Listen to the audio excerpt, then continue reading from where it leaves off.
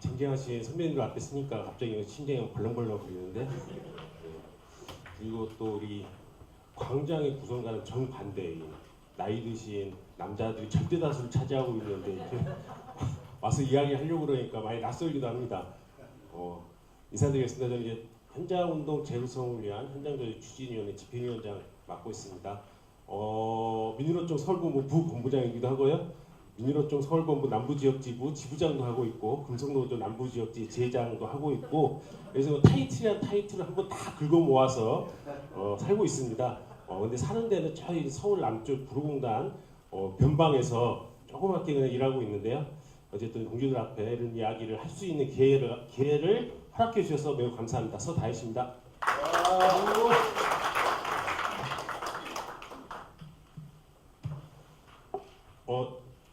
일단은 오늘은 이제 역대급 지금 연휴지 않습니까? 설 연휴.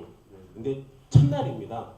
이런 이 첫날 어디 놀러 가지 않고 이런 정치대회를 하자고 제안하신 대담함이 이 대담한 제안이 어쨌든 담대한 결과로 맺어지기를 진심으로 바라면서요.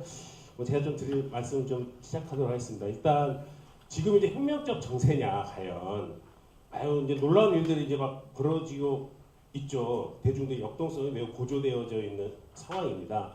그렇지만은 사실상 지금 우리가 요구하고 있는 것은 민주주의를 회복하자라는 거고 공화국 체제를 지키자라는 겁니다. 사실 이게 무슨 대단히 혁명적 요구를 하고 있는 건 아니다라는 거고 그러면은 이런 대단히 어찌 보면 되게 보수적일 수 있는 이제 요구를 하고 있는 우리 대중들이 어쨌든 좀 더 많은 민주주의를 향해서 갈 수 있을까? 저는 이제 갈 수도 있다. 왜냐하면 역동성이 살아있기 때문에 그것을 만드는 것이 곧 우리들의 역할과 임무 아니겠냐. 그리고 그것을 만들어가는 과정이 곧 변형운동의 과정이지 않겠냐 이런 생각을 좀 하면서요. 어쨌든 더 많은 민주주의를 우리가 확장해 나가는 것. 이 더 많은 민주주의란 말은 뭐 여러 가지 것들이 들어가 있겠죠. 근데 어쨌든 더 많은 민주주의로 좀 확장해 가는 것이 지금 시기에 필요한 과제이지 않나 이런 좀 고민을 합니다. 그러면 이제 더 많은 민주주의는 뭘까? 뭐 이런 이야기를 할 수 있겠는데요. 뭐 당연히 이제 여러 이야기들 나오고 있습니다. 뭐 정치제도도 당연히 개선을 해야 되겠죠. 그리고 사회 경제적 제도도 개선이 필요합니다. 단순히 이제 뭐 정치만 좀 더 민주화되고 이런 뭐 예컨대 뭐 개업권을 삭제한다든지 뭐 이런 것들 그리고 뭐 사법기관을 뭐 민중주의 선출하자 선출직으로 바꾸자 뭐 이런 이야기 할 수 있습니다. 근데 이제 여기에 그치지 않고 사회 제도적 개선까지 좀 가야 되지 않겠냐 우리의 민주주의가. 뭐 저는 이제 좀 쉽게 접근하자면은 우리 헌법에 보면 이제 경제민주화 조항이 있습니다. 그것을 좀 더 강화시키면 돼요. 그냥 형식적으로만 남아 있거든요. 경제민주화 조항이 다들 아시겠지만 우리 재헌헌법에 보면은 이익공유제가 있는데 법이 안 만들어졌어요. 그래서 이익공유를 못한 겁니다. 그냥 뭐 이런 것들, 뭐 국민기본권을 보장하는 것이 국가의 책임이다라고 명토 박아놓든지. 뭐 이런 것들부터 시작을 해서 어쨌든 사회 경제적 제도 개선을 하는 것 이런 것들을 우리가 좀 만들어 가야 될 필요가 있겠다. 저는 이제 쉽게 우리가 이제 87 체제가 끝났다 문제가 있다 이렇게 이야기하는데요. 당연히 이제 더 이상 우리 노동자 민중들한테는 이게 좋은 체제라고 볼 수가 없습니다. 어쨌든 87년 체제 자체가 어쨌든 뭐 보수 정당들끼리 이제 어쨌든 타협해서 만들어진 건데 자본가들 입장에서는 매우 편한 그리고 매우 좋은 체제인 거죠. 한 30년 넘어 이제 40년 가까이 돼가고 있는데 이 체제 속에서 육공화국법 속에서 자본의 이익은 극대화되고 있고 뭐 많은 말씀을 하셨는데요. 어쨌든 뭐 1000만 이상이 비정규직 비정형 노동자로 살아가고 있습니다. 이렇게 된 것 이런 사회가 온 겁니다. 이게 뭐 IMF 전에는 안 그랬을까요? 뭐 그 전에도 그런 조짐들이 계속 있었던 거죠. 그래서 저는 이제 이 87년 체제는 자본가들한테 매우 유리한 체제이다. 그래서 절대 안 바꾸려고 할 거다라는 겁니다. 그래서 우리가 개헌을 막 이야기하고 당연히 우리는 개헌을 해야 될 필요성이 없지 않아 있지만 우리가 좀 진지하게 좀 접근할 필요가 있겠다. 그냥 말로써 이렇게 공중에다가 뿌리는 것이 아니라 실제로 개헌을 하기 위해서는 실질적인 계획을 세우고 집행 나가야 되지 않겠냐 이런 좀 고민은 있습니다. 말씀하신 내용들 다 동의를 하는데요. 약간 이제 좀 언어나 이런 것들이 너무 우리가 쉽게 좀 업그레이드돼서 이야기되는 거 아니겠냐. 뭐 이런 고민도 사실 있어요. 그리고 지금 우리가 이제 민중헌법 뭐 이렇게 쟁취하자는데 뭐 저는 동의를 하는데 과연 이게 이제 대중적 요구로서 이게 가능할 거냐라는 것도 있습니다. 그래서 살짝 좀 기름기를 빼고 우리가 좀 이야기를 할 필요가 있지 않을까. 그래서 저는 이제 그 대한민국 금속노조 노동중심 민주주의 이야기 하는데 노동중심 민주주의도 솔직히 잘 마음에 안 들어요. 왜냐면은 노동자들끼리 민주주의 하자는 이야기로 들릴 수도 있기 때문에 그걸 좀 뭐 그런 불필요한 오해를 사는 것들을 좀 조심해야 되지 않을까. 지금 되게 중요한 시기이기 때문에 그렇습니다. 그래서 어쨌든 더 많은 민주주의를 쟁취하기 위해서는 뭐 정치적 개선뿐만 아니라 뭐 사회경제 제도 개선도 필요하고 특히 투쟁이 특정 정당의 집권으로 마무리되는 방식이 돼서는 절대 안 된다. 제도 법과 제도의 개선으로 결과되어져야 된다. 그래야지 뭐 투쟁의 성과가 뭔가 남는 거 아니겠습니까? 우리가 이제 뭐 저도 이제 노동조합 하고 있지만 노동조합을 하는데 매 투쟁을 잘하면 뭐합니까? 어쨌든 단협에서 바꿔줘야지만 어쨌든 이것이 성과로 남는 거잖아요. 조합원들한테. 마찬가지로 투쟁하고 있는 민중들한테 국민들한테 법과 제도의 개선으로 결과되어져야지만 이게 우리 투쟁의 성과라고 명확하게 이야기할 수가 있다. 민주당 집권으로 가서 된 적은 없지 않습니까? 그래서 어쨌든 우리는 이런 과정 결과를 내기 위해서 우리가 좀 진중한 접근이 필요하겠다라는 거고요. 발제문에서 이제 계급 정치가 필요하다, 뭐 계급 정치를 추진하자, 개혁 정당을 추진하자 이렇게 이야기하셨는데 언론적으로 다 동의를 하고 그럼 계급 정치가 뭐냐? 저는 어쨌든 이제 언론적으로 사회적 재구, 자원의 분배 문제라든지 생산 과정에서의 인간 존엄성을 보장하는 문제라든지 혹은 시장 경제를 어떻게 제어하고 통제할 것인가의 문제에 대해서 답을 하는 거다.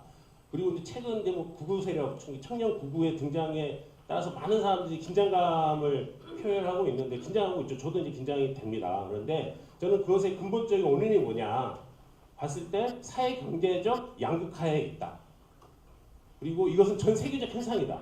그리고 전 세계적으로 구구가 부상하는 데는 이른바 좌파들의 무능함이 공존하고 있었기 때문이다라고 보고 있습니다. 답을 못했던 거죠.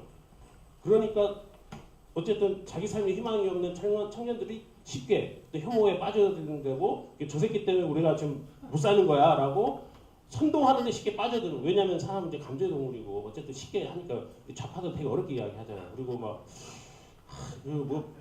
저는 요즘 이제 뭐 소위 말하는 정책성 정치 관련해서 고민이 진짜 많습니다. 뭐 말을 그렇게 잘하고 이렇게 뭐 차별 없이 말을 잘하면은 세상이 평등해지고 막 그런 건가? 물론 당연히 이게 차별을 다 철폐해야 되는 거고 모든 사람이 다 평등하고 인간으로서 존엄성을 누려야 되는 건 동의가 되는데 이제 자꾸 이제 그렇게 빠져들면서 오히려 이제 좀 계급 정치 권력은 좀 무시하고 혹은 외면하면서 오히려 이제 구구 세력의 성장을 방기한 거 아니냐 이런 고민이 들더라고요. 물론 저는 이제 어쨌든 정체성에 대해서 다 존중을 하고 뭐 그런 사람입니다. 다만 이제 에피소드 말하자면은 반팔 소매 이렇게 입고 다니죠 여름에. 그러면 그거 갖고 막 뭐라 그러더라고. 반팔이라고 했다고. 장애 혐오다 이렇게 해서 반소매라고 해라 이렇게 했는데 저는 동의합니다 그 말에. 그래서 반성을 하고 그 다음 또 절대로 반팔 티셔츠란 말을 안 쓰는데요. 여기 계신 분들은 이제 대부분 제가 예단해서는 안 되죠. 다들 동의하실 거라고 봅니다. 그런데 어쨌든 계급 정치의 권력을 우리가 외면한다든지 좀 방치하면 안 된다라는 말씀을 좀 드리고 싶은 거고요. 어쨌든 그래야지만 어쨌든 사회 경제 배경 그리고 사회 경제적 문제에 대해서 답을 해야지만 구구 세력이 성장하는 것에 대해서 어쨌든 막을 수 있다. 그럼 이것을 좀 잊지 말자라는 거고요. 당연히 이제 뭐 공공성을 확대한다든지 차별을 철폐한다든지 평등을 확대한다든지 뭐 탈시장을 추진한다든지 노동권을 좀 더 확대한다는 것이 우리의 답이 돼야 되겠죠. 예를 들자면 근데 이제 저는 그런 답을 줘야 된다. 근데 주거 문제 하는데 아시겠지만은 이게 싱가포르 같은 경우는 싱가포르 시민들의 90% 이상이 다 자기 집을 가지고 살고 있습니다. 그건 아시죠? 네. 그래서 저는 싱가포르가 사회주의 국가가 아니잖아요. 자본주의 국가입니다. 그런데도 이제 주거 문제가 그런 식으로 해결이 돼 있다. 그러면 우리는 이제 그런 식의 운동을 할 수 있는 거 아니냐. 노동조합도 민주노총도 노조법 2, 3조도 좋습니다. 근데 그것만 주구장창 외치는 게 아니라 주택은 싱가포르처럼 뭐 이런 구호도 한번 외치면서 가야지 뭔가 좀 답이 된다. 내가 살아가는데 그런 좀 고민을 요즘 많이 하게 됩니다. 그리고 이제 민주노총과 개혁정치인데요. 민주노총 상황 자체가 녹록치 않습니다. 자료집에 써놨기 때문에 말씀드린 재정 문제도 있고요. 뭐 별거 다 있습니다. 실제 뭐 정치 총파업을 작년 12월 달에 했는데 금속노조가 동떠서 했습니다. 민주노총이 정치 총파업 결정을 내렸는데 과연 얼마나 많은 조직들이 총파업에 나섰을까요? 뭐 금속노조도 현대기아차 뭐 이렇게 GM 등등이 했다고 하는데 사실 전체 조합원이 19만이라고 이야기하는데 절반도 사실은 총파업을 못했습니다. 이런 현실들을 좀 봐야 된다. 민주노총이 길을 열겠습니다. 길을 열었는데 정작에 자기는 텅 비어가고 있는 이런 현실들. 뭐 이런 것들에 대해서 우리가 냉정하게 좀 바라보면서 좀 차분하게 우리가 좀 가야 되지 않겠냐 이런 거고요. 더 큰 문제는 저는 정파 간 대립 문제라고 봅니다. 지금 뭐 작년부터 이제 시작된 거지 않습니까?